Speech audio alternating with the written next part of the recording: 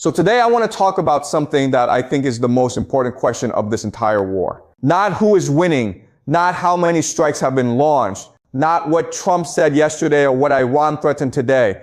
The most important question is this: can America actually stop this war? Can it negotiate a ceasefire? Can it withdraw? Can it find a way out?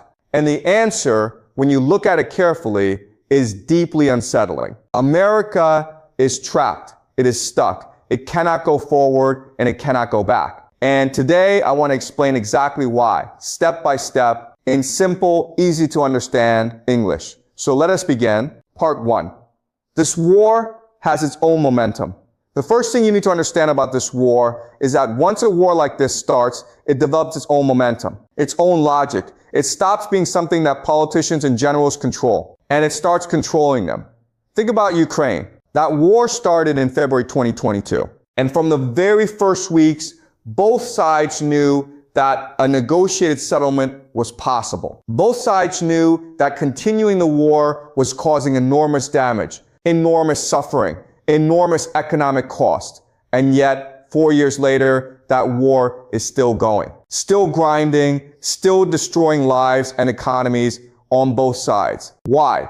Because once a war starts, stopping it requires one side to accept something deeply painful, to accept loss, to accept humiliation, to accept terms that feel unbearable. And that is something most governments, most leaders find almost impossible to do. This war in Iran is going to follow exactly the same pattern. Neither side will concede defeat, even when it is clearly in their best interest to stop. And this war could drag on for years and years. That is not a prediction. That is a pattern, a historical pattern that repeats itself over and over again. But here's what makes this war even more complicated than Ukraine. Even if America wanted to stop, even if America decided today that it wanted a ceasefire, it cannot. Not because Iran will not negotiate, but because the terms Iran would demand would be so devastating for America that accepting them would be worse than continuing the war. Let me explain this trap very carefully. Part 2, the ceasefire trap. So let us imagine America decides it wants to negotiate a ceasefire with Iran. It picks up the phone, it reaches out through back channels, maybe through Oman or Qatar, and it says, "Let us talk." What does Iran say back? Iran says, "Fine, we will stop fighting, but here are our terms." First, America pays Iran approximately $1 trillion in reparations. $1 trillion for the destruction caused by this war, for the decades of sanctions, for the economic damage inflicted on the Iranian people. Second, and this is the critical one, America must leave the Middle East permanently, pack up its bases, withdraw its forces, remove its military presence from the entire region forever, because Iran's position is very simple. The only way to guarantee Iran's long-term survival is to ensure that America can never come back and do this again. Now, on the surface, some people might say, well, maybe that is not so bad. Maybe America should leave the Middle East anyway. But here is why that thinking completely misunderstands the situation. The moment America leaves the Middle East, a chain reaction begins. A chain reaction that will be catastrophic for the American economy and for American power globally. Let me walk you through this chain reaction step by step. Step 1. The GCC becomes Iran's client states. Right now, the GCC nations, Saudi Arabia, the UAE, Qatar, Kuwait, Bahrain, they exist under American military protection. America guarantees their safety. America is the reason they can function as independent nations. The moment America withdraws, that protection disappears. And the only nation in the region with the military power to guarantee the safety of the GCC and to control access to the Strait of Hormuz is Iran. So the GCC nations have no choice. They become client states of Iran. They fall under Iranian influence. They have to make their peace with Tehran, because without American protection, Iran is the only game in town. Step 2, the petrodollar collapses. Now here is where it gets really serious for America, because the GCC is not just a collection of oil-rich desert nations. The GCC is the foundation of something called the petrodollar. And the petrodollar is the single most important mechanism keeping the American economy alive. Let me explain this simply. The GCC sells its oil in US dollars. Every barrel of oil that Saudi Arabia sells, every cubic foot of gas that Qatar exports, It is all priced and sold in US dollars. That means every nation on earth that needs Gulf energy, which is most nations, has to hold US dollars to buy it. That creates a permanent global demand for US dollars. And then the GCC takes those dollars it earns from selling oil and recycles them back into the American economy. It buys American treasury bonds. It invests in American financial markets. It funds American debt. This is the mechanism, this petrodollar recycling that allows America to function with $39 trillion in debt. $39 trillion. The American economy is essentially a Ponzi scheme. It relies on foreign nations continuously buying US dollars and US debt to keep functioning. And the petrodollar is the engine that drives that entire system. Now, the moment the GCC falls under Iranian influence, what happens to the petrodollar? It disappears. The GCC no longer has any reason to sell its oil in US dollars. It no longer has any reason to recycle its earnings back into American markets. The entire foundation of American financial power collapses. And remember, America is sitting on $39 trillion in debt. Without the petrodollar, without foreign nations continuously buying US dollars, the American economy cannot service that debt. It cannot function. The consequences would be catastrophic. Step 3. Japan and South Korea remilitarize. So now let us look at what happens in Asia when America withdraws from the Middle East. Japan and South Korea are watching everything that is happening right now very carefully. They are watching America's struggle in Iran. They're watching the limitations of American military power being exposed in real time. And they're asking themselves a very uncomfortable question. If America cannot win decisively against Iran, can America really protect us against China? Against North Korea? Can we really trust our entire national security to a nation that is clearly overstretched and struggling? And if America then withdraws from the Middle East, that question becomes impossible to ignore. Because if America is willing to leave the Middle East when things get difficult, it might be willing to leave Asia too. So Japan and South Korea have no choice. They have to remilitarize. They have to build up their own military capabilities. They have to stop relying on American protection and start protecting themselves. Japan, which has been pacifist since World War II, is already talking about the most significant military expansion in its post-war history. That process accelerates dramatically if America withdraws from the Middle East. And here is the consequence for America. Japan and South Korea remilitarizing means they are spending their resources on their own defense instead of buying American weapons and supporting American military infrastructure. Another blow to American economic and strategic power. Step 4, Europe makes peace with Russia. And now let us look at Europe. Right now, Europe is supporting America's confrontation with Russia in Ukraine. It is paying enormous economic costs, energy costs, military costs, refugee costs to maintain that position. But Europe is watching the Middle East very carefully too. And if America withdraws from the Middle East, Europe draws one very logical conclusion. If America is withdrawing from the Middle East, America is retreating. America is pulling back. America is no longer the reliable guarantor of global security it once was. So why are we, Europe, continuing to fight America's war in Ukraine at enormous cost to ourselves? Would it not be in our best interest to negotiate a peace treaty with Russia as soon as possible, before things get even worse? And the moment Europe makes peace with Russia, the entire Western alliance system that America has built over 80 years begins to fracture. NATO loses its coherence. American strategic dominance in Europe evaporates. Another devastating blow to American global power. Step 5, the US dollar loses reserve currency status. So now let us add all this together. The petrodollar collapses. Japan and South Korea stop supporting American military infrastructure. Europe fractures from the Western alliance. What does all of this mean for the US dollar? It means the US dollar loses its status as the global reserve currency. Nations stop holding dollars. Nations stop buying American debt. Nations stop recycling their earnings into American markets. And America, sitting on $39 trillion in debt, has absolutely no way to service that debt without the global demand for dollars that reserve currency status provides. The American economy, which is essentially a Ponzi scheme dependent on foreign nations continuously buying US dollars, collapses. This is why America cannot withdraw from the Middle East. This is the trap. The cost of staying in this war is enormous. But the cost of leaving is even more enormous. America is stuck. It has no good options, only bad ones and worse ones. Part 3, the ground invasion trap. So if America cannot negotiate a ceasefire and cannot withdraw, what does it do? The pressure builds to escalate, to do something dramatic, to show strength. And that is where the ground invasion trap begins. Right now, there is talk of approximately 200 Marines coming in from Okinawa heading to the Middle East. And the rumor, and I want to be clear this is a rumor, is that the intention is for these Marines to take Kharg Island. Now let me explain why Kharg Island matters. Kharg Island is where Iran exports approximately 90% of its oil. 90%.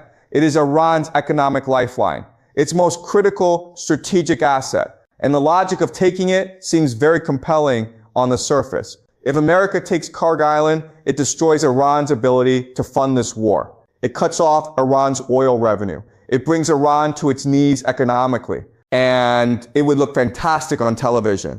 Trump would look strong. American morale would surge.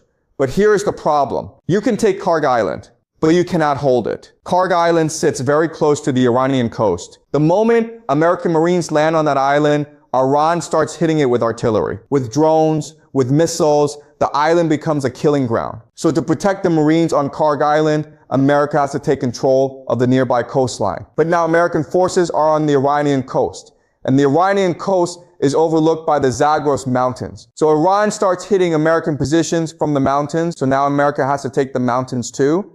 And once you are in the Zagros mountains, you are inside Iran. You are occupying Iranian territory. You are no longer conducting a limited military operation. You are in a land war inside one of the most geographically challenging countries on earth. This is mission creep. And history tells us exactly where mission creep leads. In 1965, America sent 3,000 Marines into Da Nang in Vietnam. Just 3,000 Marines.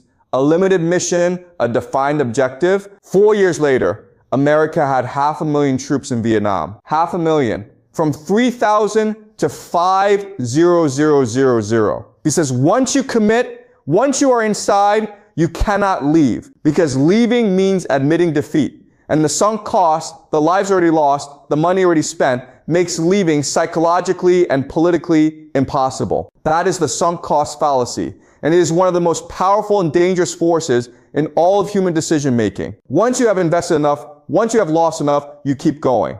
Not because going forward makes sense, but because stopping feels like all those losses were for nothing. America went through this in Vietnam. It went through it in Iraq. It went through it in Afghanistan. And it is about to go through it again in Iran. Part 4, why America is actually losing this war. And now I want to tell you something that most mainstream coverage is completely hiding from you. The American military does not want to fight this war. Not because American soldiers are not brave or capable, they are. But because the American military has war-gamed this conflict, tested it in simulations, run the scenarios, modeled the outcomes countless times. And every single time they run the war game, America loses. Let me say that again. Every single time American military planners simulate a full-scale war against Iran, they lose. Why? Because the American military is built for a very specific kind of warfare. It is built for shock and awe, for overwhelming air power, for precision strikes that destroy an enemy's defenses in days. That is what happened in Iraq in 2003. America achieved air supremacy in days. Rolled into Baghdad in weeks, toppled the regime in under a month. Easy, clean, fast. But Iran is completely different. Iran has been studying America's military playbook for over 20 years. It has watched every American war, analyzed every American tactic, identified every American weakness, and built its entire military strategy specifically to counter what America does. Iran does not try to fight America the way America wants to fight. It does not mass its forces for America to destroy with air power. It disperses. It hides. It uses asymmetric tactics, drones, hypersonic missiles, underground facilities, proxy forces across the region. All of it specifically designed to negate America's advantages and exploit America's vulnerabilities. And nowhere is this more visible than with America's aircraft carriers, the USS Abraham Lincoln and the USS Gerald Ford. These are the most powerful naval vessels ever built. Each one carries enough firepower to devastate a small country. They are the ultimate symbol of American military power, and they are sitting far away from Iran's coast, threatening, posturing, but not actually doing very much, because getting too close to Iran means entering the range of Iranian drones and hypersonic missiles. And a carrier, for all its power, is also an enormous target. Losing a carrier would be one of the most catastrophic military and psychological blows America has ever suffered. So the carriers stay back, and Iran knows they will stay back. The Iranians have spent 20 plus years preparing for exactly this war. They know the American playbook better than most American generals, and they have the perfect counter to it. Part 5. What should America actually do? So given all of this, given that America cannot stop, cannot withdraw, cannot win cleanly, and is sliding toward a ground invasion trap, what should America actually do? The honest answer requires stepping back and seeing the bigger picture. This war in Iran does not exist in isolation. It is connected to everything else happening in the world right now. The trade war with China, the war in Ukraine, the tensions in Asia, all of it. These are not separate conflicts. They are all symptoms of the same underlying problem. American empire is overstretched. It has its fingers in everything. Every conflict, every region, every dispute, and by having its fingers in everything, it allows its enemies to provoke it, to drag it into conflicts that drain its resources, damage its reputation, and weaken its position globally. That is exactly what is happening right now. The only real solution, the only path that preserves both American power and global stability is a fundamental change in approach. Instead of trying to dominate everything, America needs to sit down with everyone. Russia, China, Iran, all of them, and acknowledge that the old world order where America was the unchallenged hegemon is over, and that a new order is needed. One where America is not the bully, but a genuine partner, where every major power has a stake in stability, where the global economy can function in a way that benefits everyone, not just a privileged few. What does that actually look like in practice? It means America stops trying to maintain military bases in 80 countries. It means America stops using the dollar as a weapon of economic warfare against nations it disagrees with. It means America sits at the same table as Russia and China and Iran and says, we all have interests here. We all have things we need. We all have people who depend on us. Let us build a system where everyone gets enough of what they need, that nobody feels the need to go to war to get it. That is not weakness, that is wisdom. And right now, wisdom is the only thing that can save us from the catastrophe that is coming if this war continues on its current path. Whether America has the humility and the vision to take that path, that is the most important question of our time. And honestly, I do not know the answer. But I do know this. The longer America waits to make that choice, the more expensive and the more painful that choice becomes for America, for Iran, for the entire world. So let us just recap what we have covered today. This war has its own momentum, just like Ukraine, and neither side can easily stop it. America cannot negotiate a ceasefire because Iran's demands would trigger a catastrophic 5-step chain reaction. GCC becomes Iran's client states. Petrodollar collapses. Japan and South Korea remilitarize. Europe makes peace with Russia. US dollar loses reserve currency status. American economy built on $39 trillion of debt collapses. America cannot send ground troops because Kharg Island leads to the coast, leads to the Zagros mountains, leads to a full-scale land war, mission creep exactly like Vietnam, from 3,000 Marines to 500,000 troops.